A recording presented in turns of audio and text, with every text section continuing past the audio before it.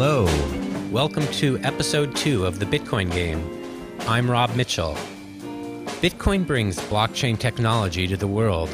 And while there are arguments about the currency commodity aspect of Bitcoin, few doubt that blockchain technology is going to become expansive in the near future and beyond.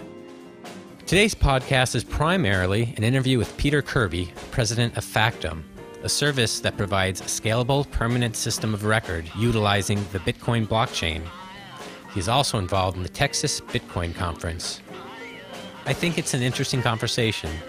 Don't go away after the interview. Got a few more things to go over. Here we go. Bitcoin. I've got Peter Kirby with me, and I know you are involved with the Texas Bitcoin Conference, but more it's Factom is a new business of yours. Is that correct? Hey, Rob. It's great to be here. Thank you so much for inviting me on your show. I am the president of Factom, which is a decentralized application. I'm also helping Paul and Linda Snow run the Texas Bitcoin Conference and just do a bunch of stuff in the space. I've definitely heard about the blockchain's ability to timestamp documents. So I'm going to tell you what my understanding is of what Factom is, and you can clear up any misconceptions. I've always heard people talking about how great it would be to take public documents, create a hash of the document, and put that hash on the blockchain. And I guess that pretty much would prove a document existed at that time. And I understand Factom basically is doing something like that, and that's about where my knowledge ends. So straighten me out and add whatever you can. Yeah, absolutely. Well, so as you said, the promise of the blockchain is that basically you can store anything on it, right? It's a giant public ledger that everybody has access to that basically right now we're using for Bitcoin, for monetary systems, but you can actually use it for almost any kind of process. Right, because you can take anything, a document, a list of documents, a collection of things, basically anything that you can think of and hash it and store it on the blockchain. It's a giant ledger that you can build almost any application on. And that's really exciting. But unfortunately, the blockchain has a couple of fundamental limitations. The first one is speed. You've got 10-minute blocks. And, they're on average 10 minutes. So sometimes they spike up to 12 minutes or 40 minutes or other crazy things like that. And then for a lot of applications, you need 3 times confirmation or 6 times confirmation to prove that it exists. So sometimes you're looking at an hour between the time that you write to a block and you can confirm it, which is just way, way, way too slow. So the second big problem the blockchain has is cost. Even a dust level Bitcoin transaction at half a cent starts adding up to real money when you're talking about thousands and thousands of transactions. So, the blockchain gets very expensive in a hurry if you start thinking about it as a database you could write to. I wanted to ask one question. I guess, can you clarify? Because I'm thinking of these long-term storage of documents. Why do we need quicker confirmation times? Imagine you're running an application like what Omni Wallet's doing, where basically they're storing as coins, smart property. And let's say you want to do those transactions, you want to trade somebody back and forth, just like you'd want to do with any wallet. You want to send somebody, some sort of real estate contract, or maybe something that's a lot smaller than that, like a merchant coin. And, you want to prove that arrived in their wallet, and you want to trade them for something else in your world. And suddenly you guys have to wait an hour for that to be the case, right? So any piece of information that you want to transact, you're going to want to do it faster than an hour. Does that make sense? It makes sense when you're talking about trading and things of value, but I'm just thinking of your service as being for, documents, and I'm not tying in why. Yeah, okay. So let's rewind a second. Documents is a computer science term that basically means any piece of information, right? So yes, you could have the deed to your house recorded, but you could also have, a financial transaction recorded. You could have a piece of property recorded. Absolutely anything you can imagine can be a documented process that you would record. Much, much broader definition than just like a piece of paper. Okay. A better way to think of it is maybe like Factom is the structured data that can basically, structures the data that can sit on top of the blockchain. So a good analogy, like imagine the blockchain is the TCP/IP, the internet protocol that basically sends bits around. And Factom can be the HTTP, the structured data that allows you to build interesting tools on top of that. Okay. So you were talking about the timeliness and the price, so I'll let you go back to where you were going. The final big puzzle in the Bitcoin blockchain world, when you're writing applications on top of the blockchain, is the bloat problem, which is basically at 1 megabyte blocks, that translates to about 7 transactions per second that you can store on the blockchain. There is a financial model built in. So if you've only got a limited space, the price is supposed to go up. That's the sort of original idea behind the blockchain. And 7 transactions a second, sounds like a lot, but when you start thinking about applications writing thousands and thousands of transactions at a time, there's just not enough blockchain for all the things that people want to do with it. Those sort of fundamental limitations means that, we've got this amazing, amazing technology that's the blockchain, and it's super secure, and it's storage forever, and there's a lot of things we'd want to do with it, but there's just not enough space, too much cost, and it's too slow for the things that we want to do. So Factom, like I said, structured data allows you to build applications on top of the blockchain that are faster, cheaper, without all the bloat. Do you want to go into detail about how that works? The way Factom works is kind of like side chains and tree chains and some of these other projects that want to extend the blockchain without bloating it. Factom, we use a pool of federated servers. So it's a decentralized model, but it's a smaller pool of servers. So that's how you can get transactions to be really, really, really fast. Okay. So now even this, I hear people talk about pools of federated servers, and I have a guess what that means, but can you just explain that concept? Yeah, absolutely. So if you imagine the blockchain as it exists now is a purely decentralized world, right, where there's 10,000 nodes or, maybe eventually 3,000 or 4,000 nodes, but thousands and thousands of nodes, and every one of them basically has to contain the whole amount of data. So one of the reasons why it's slow is just because you have to talk to so many different repositories of the full blockchain in order for it to work, which is really exciting because you got 10,000 different copies of the blockchain. So it's super secure. But you don't need 10,000 copies to make it work. So federated server is an idea that you can still have decentralized servers owned by lots of different parties that are decentralized, like they're all independent entities, but you could do it with 100 and still get all or most of the security of a decentralized system without it having quite so much overhead to, bring it to that many different data points. So in the case of your project, what is the motivation for someone to be running one of these servers? Oh, yeah, absolutely. There's a monetary system. We call them Factom tokens. And the people running the servers get paid in Factom tokens. There will be a direct relationship between Factom tokens and Bitcoins that obviously the market will dictate. But you run a server, you get paid in Factom to basically publish entries. So if you, Rob, want to put a bunch of your mortgage documents into a Factom server and to eventually be stored on the blockchain, you would pay that person for the entries in Factom. So servers running it get paid in Factom. There's another process called the audit process, which is basically proving that all those servers are behaving correctly. And there's another system, let's call it proof of audit, that will also be paid in Factom, right? So the people who run the hardware get paid in Factom. And then that Factom, they can, translate to Bitcoins, or they can hold that Factom and hope it goes up, and, they can play whatever games they want to. But basically, you can run a system on its own token that generates some sort of revenue for the people who run the servers. Okay. So just like Bitcoin pays miners to mine or to basically run the backbone of the Bitcoin system, we can pay people in Factom to run the Factom system. Got it. Okay. That makes sense. So pool of federated servers, they're going to store blocks of hashes. The market will sort of dictate how many hashes translates to a piece of Factom. But they will store them in Factom blocks. Factom blocks take a whole collection of hashes and compress it into a single hash. So that sort of acts like a compression engine for all of the data that you want to store. So you can take a ton of data and store it in a single hash. One of the use cases we did is we took all of the Mastercoin transactions ever and then basically turned them into a single hash and put it on the blockchain. So I would guess the more data you're storing, the more Factom it costs for the federated servers?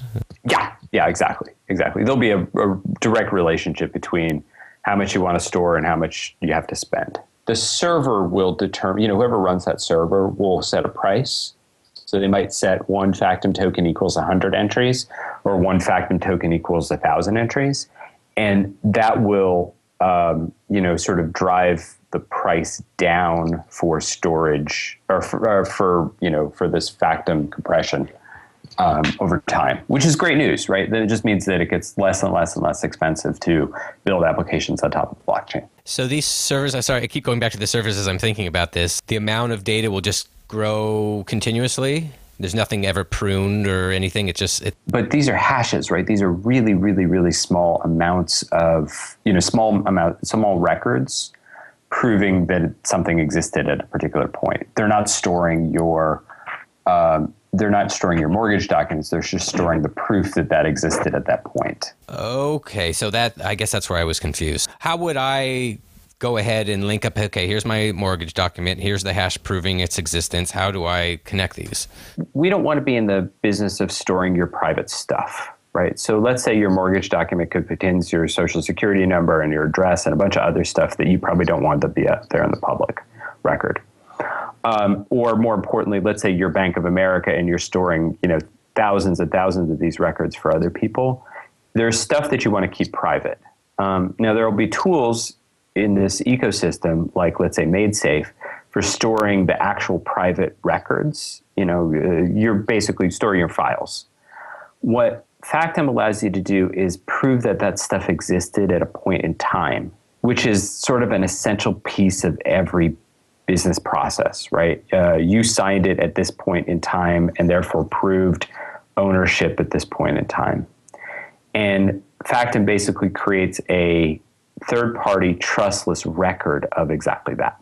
Okay, so is it pretty much the plan to work with something like MadeSafe, or is there a way someone would just keep the documents themselves and have a link? Or what are the options? Every application that people are going to write on top of this, because remember, this is protocol. This is like, middleware kind of stuff. Okay. So every application that you write on top of it is going to be specific to what you're trying to do, right? So if you're just trying to record your own personal stuff, you would probably keep a record of that yourself, right? You probably enough just to store it on your hard drive, or maybe you do like MadeSafe as a solution for, decentralized storage.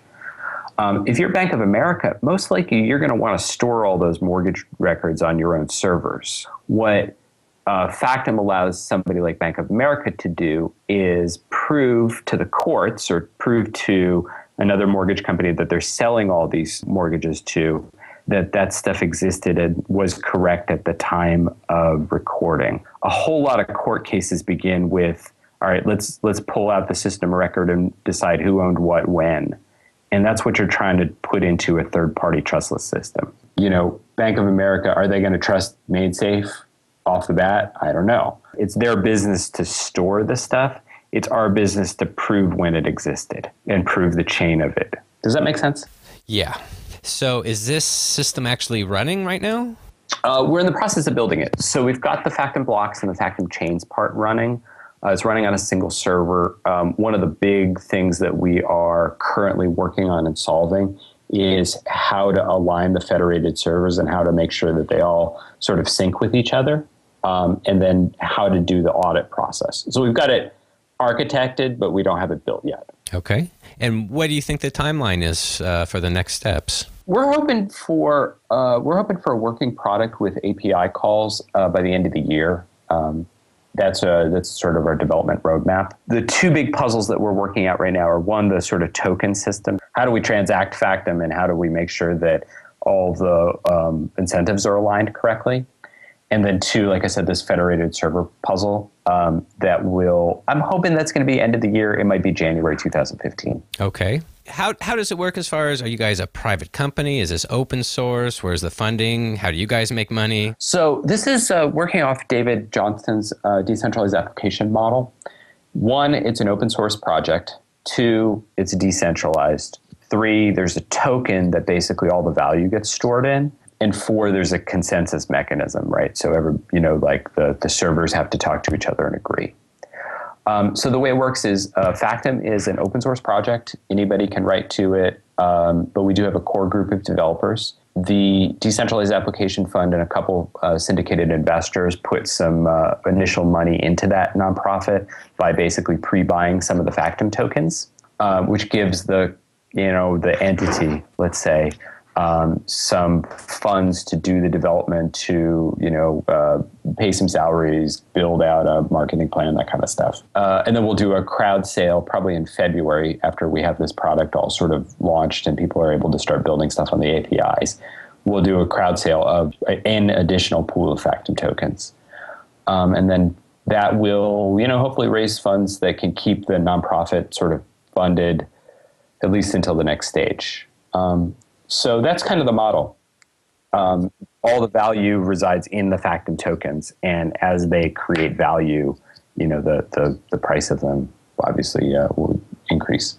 So do you and your developers have to buy Factom tokens too, or are you somehow earning them in some way by doing all the work? So we reserved a pool of Factom tokens for the early development team, and also we've got a community leader pool, which basically means that all the people who are working at Factom early get paid in some Factom. That means that when we do the crowd sale, we also begin issuing Factom tokens to those people that will have basically been rewarded in Factom. And, that basically gets all the incentives aligned, right? So the developers get paid in Factom, the future developers get paid in Factom, the people running the system get paid in Factom, and the early investors get paid in Factom, right? So it's a perfect sort of crowd sale aligning of incentives. Got it. Okay. I'm just always curious how these things work, but it sounds like the same way so many other token-based companies. Ethereum did a really good, well, they kind of played around with the model. They were struggling to decide whether it should be nonprofit or for-profit. Open source software really wants to live in a nonprofit entity. That's kind of the right match for it. Things like, Linux gets supported by community sort of contribution, and things like Wikipedia get funded by basically like begging constantly. So this is a novel way to fund a nonprofit while still keeping that incentive aligned around open source. Okay. So for someone like me, I'd have to wait for someone to develop a top-level application that I could use that would be powered by Factom. Well, I don't know how savvy you are, but we hope that it's easy enough to develop on the APIs that you can start developing your own stuff. I hate to say this, but... Or maybe you form a company with some developers to do it. The key takeaway is that all business processes, have basically the same core problem, which is at some point they get dragged into court and everybody points fingers who did what when. And if you can build business processes that tap into a third-party trustless system where you don't have to, spend the first chunk of time pointing fingers and trying to figure out what happened when, then you can basically solve a ton of business problems. And that's what we want to encourage everybody to do, is start thinking about problems that need to be solved, and we'll help you figure out how to do it with Factom. So is this basically your idea? God, no. This is the brainchild of Paul Snow, who is a longtime developer of business systems and systems of record. So he did a lot of work for Texas Public Health Initiative, basically designing all their back-end systems. And like I said, inevitably you come up into this problem, like who owns the system of record, and what belonged to who when. So Paul's been thinking about this puzzle for a while, and basically it led him to this idea that, if you start with a permanent system of record that anybody can write to, then you can start building all business processes on top of it without having to worry about who owned what when. Just basically solve that problem indefinitely. And then that led us to, oh, well, it turns out that all the decentralized applications have the same problem, right? They're trying to write to the blockchain. They can't do it fast enough. They can't do it cheap enough. They can't do it without bloating the system. So we're like, oh, that basically solves that problem for them too. Got it. So you're also involved in the Texas Bitcoin conference? Oh, yeah. So Rob, what part of the country are you again? I'm in California. Oh, got it. Okay. So we're a big fan of Texas's hands-off approach to Bitcoin, especially as, more and more, let's say, invasive legislature comes out of New York, and we'll sort of see what California says. But at this point, Texas basically has the most wide open arms response to Bitcoin. And one of the things we want to sort of showcase that is at the Texas Bitcoin Conference. So it's in lovely Austin, Texas. It's at the Moody Theater, which is the theater that they film ACL live at. So it's a great big music venue. And it's at the end of March, so just after South by Southwest, March 28th and 29th. And what we're trying to do is highlight the two things that Austin does really well: one, technology, and two, music. We want to sort of bring those things together, throw a really great big party, invite people to present technical things like papers and, talks about what's going on in the future of decentralized applications and blockchain technology. And then basically, bring in a bunch of cool bands to play all night. Oh, neat. This is the second conference? Yeah. So we did the first one at the F1 track. It's a super cool venue, and it's the only F1 track in the whole country, and it was sort of a cool thing that Austin built, and we had the opportunity to put a conference in it. But it's a little bit far outside of Austin. It's probably about 20 minutes from the center of the city, and a lot of people visiting Austin for the first time didn't want to go way out in the suburbs. They wanted to hang out in downtown. So this year we set it up in the Moody Theater, which is right downtown. It's like second in Congress. So you can see the Capitol from it. You can walk to 6th Street. You can do all sorts of fun stuff. The thing that's going to be very different about this conference compared to, I just went to a bunch of the Inside Bitcoin conferences, and they do a great job. Can you tell me your impressions? Sure. So I went to the two. There were three back-to-back. There was Inside Bitcoin Vegas. There was the Coin Agenda / BitAngels conference, and there was the Hashers conference, I think is what it was called.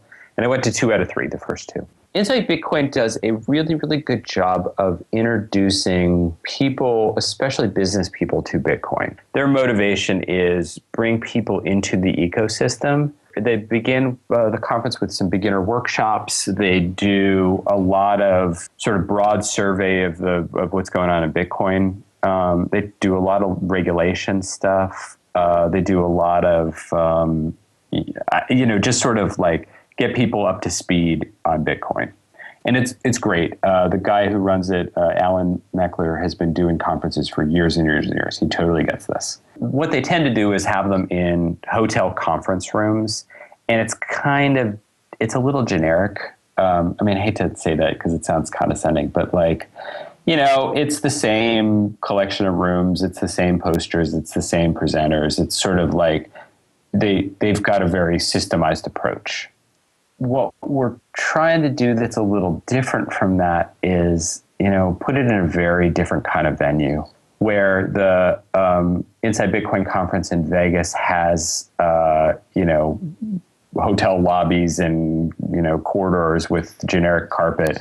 Like the Moody Theater is covered in 1960s pictures of Mick Jagger holding a bottle of Jack Daniels and, rock and roll memorabilia and all the sort of classic things about Austin rock, where the hotel conference has a whole bunch of, drink water stations. Like the Moody Theater is literally covered in bars. So it should have a very, very different feel. It'll be more like, more representative of Austin. Any thoughts on Coin Agenda? Yeah, Coin Agenda. So Michael Turpin put this together. It was his very first year doing it. They split the conference into two. So they had a hardcore investor track that I believe was pretty expensive. And then they did the BitAngels, which was like a series of basically people presenting. I sat in the Bit Angels for most of the time to sort of hear what people were up to, what kind of businesses they were thinking of. There's some really spectacular, exciting ones and a lot of ones where you're like, well, that idea is coming together for them. Okay, so that's those conferences. Do you feel like talking about anything with the state of Bitcoin right now or cryptocurrencies in general? Bitcoin price is, like, anybody who tells you they can predict Bitcoin price, like, they're wrong. Well, maybe they're a whale and they are. They can. If they can manipulate it, yeah, that's one thing. But it's either going to go up or it's going to go down, right? The thing to know about it is it's a pretty small market and it's real easy to trade in very, very fast, right? So that means that amplified highs and amplified lows. The other thing that I've noticed, we were in Shanghai a couple weeks ago, and especially in China, there are people building more and more elaborate tools to bet on the price of Bitcoin. So Bitcoin derivatives, Bitcoin futures, Bitcoin whatever, options. There's a whole bunch of different platforms that exist now and are also percolating with the intention of basically like trading against the price of Bitcoin with expectation that it's going to go, with the ability to sort of lever your trades. So platforms that let you borrow or platforms that let you get a margin on your Bitcoin futures and all sorts of stuff like that.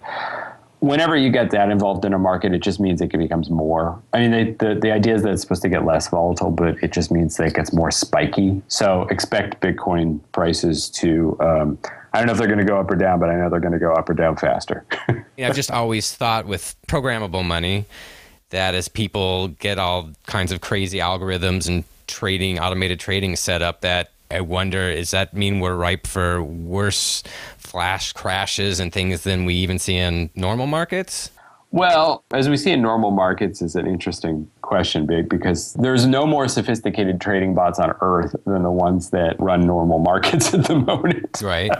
Sure. I realize, as I was saying, that there's plenty of automation now already. So as a general rule, when you add computers to money and you take the brains out of trading and all the fear and greed and stuff, and you just start programming algorithms and they all talk to each other, markets tend to get more spiky. That's been the experience thus far. As it becomes more automated, it becomes more spiky. We don't see as much of that spikiness because the transaction times in normal markets have gotten we're talking about microseconds, right? So no matter how much you drill down, there's a spikier graph. That's kind of what's going on in the traditional markets.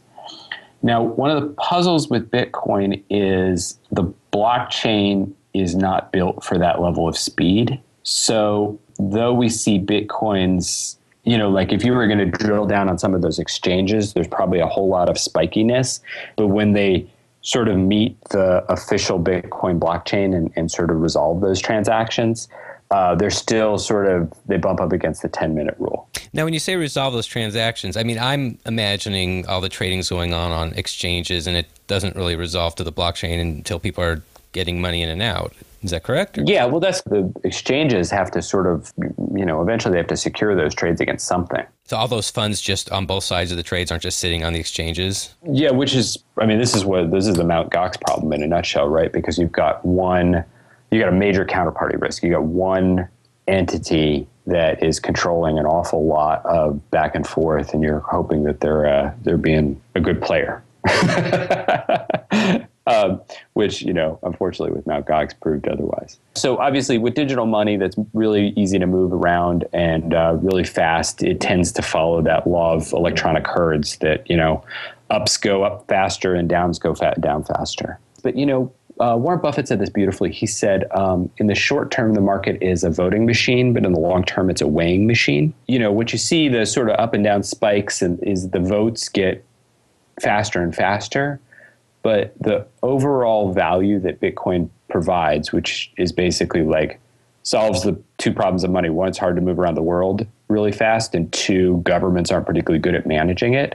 Because Bitcoin can solve those two problems so beautifully, it does create a tremendous amount of value. So regardless of what happens in the short term, we can be long-term bullish on the weighing machine of Bitcoin. Short term, the price is, a whole bunch of supply and demand in the moment. There are some people who say, hey, the reason it goes down is because there's a lot more I need Bitcoin to be sold to pay my bills than I need Bitcoin long term. But, what we saw last year was the price trickled down and trickled down and trickled down and then shot up to 1,000.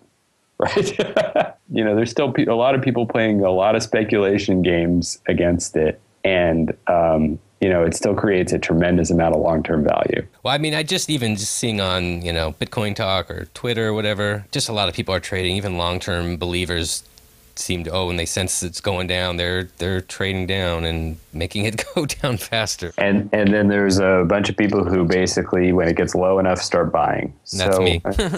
but not enough to do anything. You're not affecting the price of Bitcoin, Rob? No. Whenever you play in this stuff, it's really important that, one, you nor anybody else has any idea what's going to happen to Bitcoin tomorrow. It's a gamble at this point if you're trying to play short-term price games. However, the reason that we're all in this ecosystem is because we believe very heavily in the long-term value that Bitcoin creates. And therefore, if you want to go play in this market, take a real good hard look at what it can change in the world and make your vote on that. That's sort of my bottom line. When did you first get involved in Bitcoin?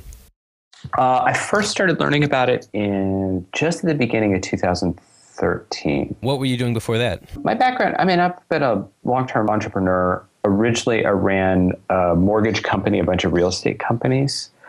And then for a while, I ran a consumer product company. I know a little bit about the financial markets because I was involved in, the mortgage banking world. But mostly I follow whatever my interests are. And at that point, my interest was Bitcoin. What got you interested in Bitcoin? I read some article that was talking about Bitcoin as a way of gambling. I think that was the very first time I came across it. And then, like everybody, you read a little something and that piques your interest, and then suddenly you're off down that rabbit hole. I did get interested in Bitcoin mining around then. There was a point in 2013 where mining was by far the most exciting thing in the whole ecosystem. And I was one of the early guys at Cointerra, which is a mining company. And we grew that company very, very fast and sold a lot of miners. And then, as it was sort of not looking good, I left that company. Where can people find out more about Factom and the Texas Bitcoin Conference? Okay, so the best place to find out about Factom is factom.org. You can read our white paper. Texas Bitcoin Conference is just texasbitcoinconference.com.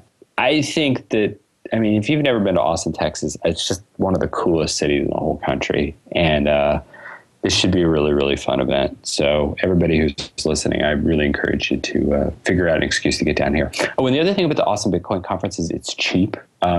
Tickets are, I think, $150, and then all the sponsors will have the ability to sponsor you down to a $100 ticket. So that should be, that's a pretty inexpensive conference ticket as they go. We want to encourage everybody to come. Thanks so much, Peter. Thank you so much for having me, Rob. I really, really appreciate it.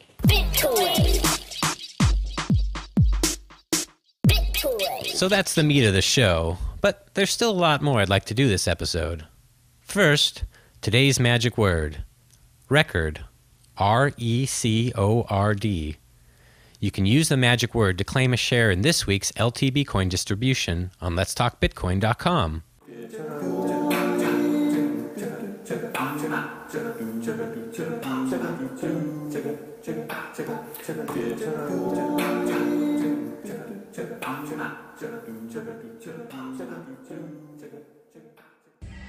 Some people were expecting this podcast to be related to games, but the Bitcoin game is really just an expression. I am going to give away some digital tokens, so we could maybe try to call this a game. The tokens I'll be giving away can be redeemed for physical Bitcoin keychain, as can be seen on btckeychain.com, and I will also be giving away tokens that will allow you access to a private podcast forum on the Let's Talk Bitcoin website. This is technology pioneered by Let's Talk Bitcoin, and I think it's kind of fun to be using it for this podcast. I'm going to have a little quiz here. 4 questions. Here we go. What type of track was mentioned in the interview? It's a short answer. Number 2, who did Peter Kirby quote? Number 3, whose interview at the Southern California Bitcoin Job Fair didn't make it into my pilot episode, but it was aired on the flagship Let's Talk Bitcoin podcast instead. Number 4, our Twitter ID is the BTC Game. Please go to our Twitter page and name the 7 various representations of Bitcoin in the large header photo. Some are obvious and some are not. The first person who answers each question on Twitter by tweeting the answer to the BTC Game and by also following that Twitter account will win a token. And the first person who comments on the Let's Talk Bitcoin page for this podcast episode with the answer will also each win a token. So that's 4 more winners. For winners to receive a token, you'll need to have a Counter wallet and or Doge Party wallet.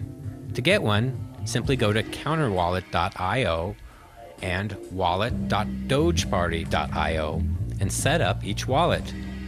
Just be sure you save your passphrase that's given to you, because that's the only way you'll be able to access the wallet again. The people who answer the quiz questions first will need to send me their public addresses, and then I can send the token prizes. And to everyone who comments on the podcast page on letstalkbitcoin.com, please add your Counter wallet address to your public profile. It's referred to as an LTBcoin compatible address. I say that because I noticed most people who commented last time didn't have an LTBcoin compatible address listed, and I think that's a mistake. Even if you want privacy, you can set up a brand new address in Counter Wallet just for use as a public wallet. So there's really no reason I can think of not to do this, and it allows for me or anyone to send you a tip with a counterparty token.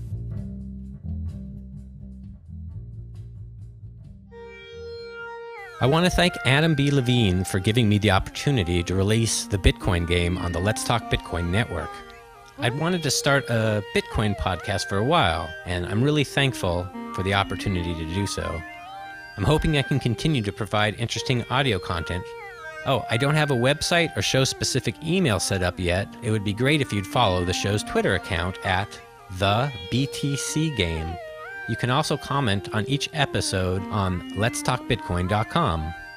Thanks for listening.